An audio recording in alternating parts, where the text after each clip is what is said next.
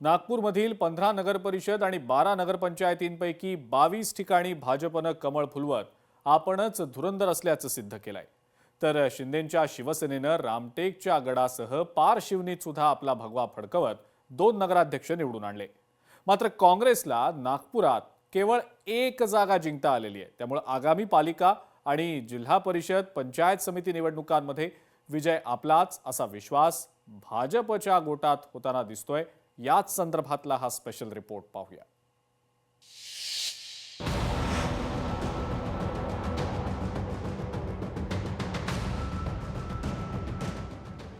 नागपूर जिल्ह्यात भाजपचा एक हाती विजय। 22 ठिकाणी भाजपचं कमळ फुललं। भाजपनं केला काँग्रेसचा सुपडा साफ। 8 वर्षांनंतर पार पडलेल्या नगरपरिषद नगरपंचायत निवडणुकीत सर्व पक्षांनी अत्यंत जोरदार तयारी केली होती। मात्र नागपूर जिल्हा हा मुख्यमंत्री देवेंद्र फडणवीस यांचं होमपिच असल्यानं जिल्ह्याच्या निकालाकडे सर्वांचंच लक्ष लागलं होतं।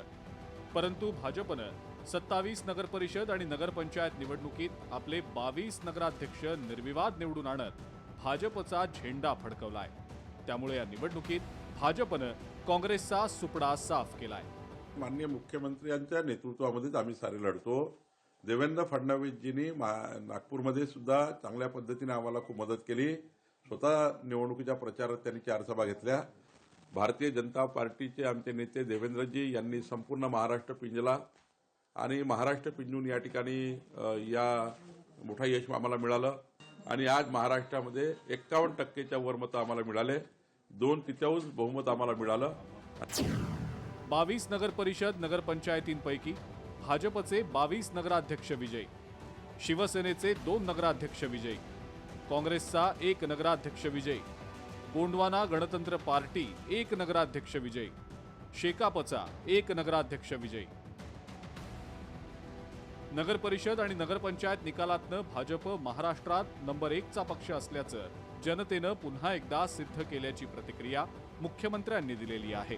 तर महाविकास आघाडीचा अनेक ठिकाणी पूर्णपणे सफाया झाला असून यावेळेला 3000हून अधिक नगरसेवक भाजपचे निवडून येत नवा रेकॉर्ड केला गेलाय।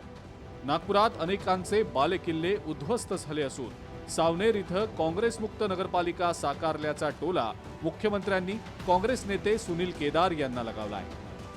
नागपूर जिल्ह्याचा विचार केला तर ज्या प्रकारे अभूतपूर्व अशा प्रकारचा विजय आपला झालेला आहे, मला असं वाटतं की हा नागपूर जिल्ह्याच्या इतिहासातही एक प्रकारे अनेक विरोधकांचे किल्ले हे पूर्णपणे उद्ध्वस्त झालेले आपल्याला पाहायला मिळत आहे।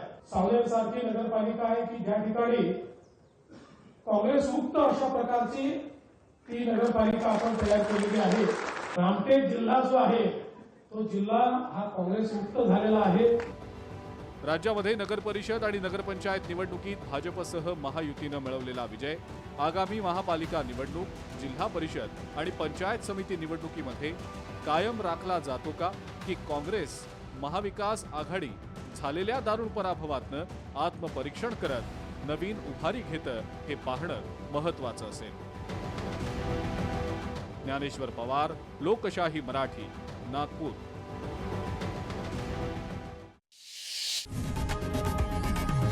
लोकशाही मराठी ऐका, पहा, जागरूक रहा।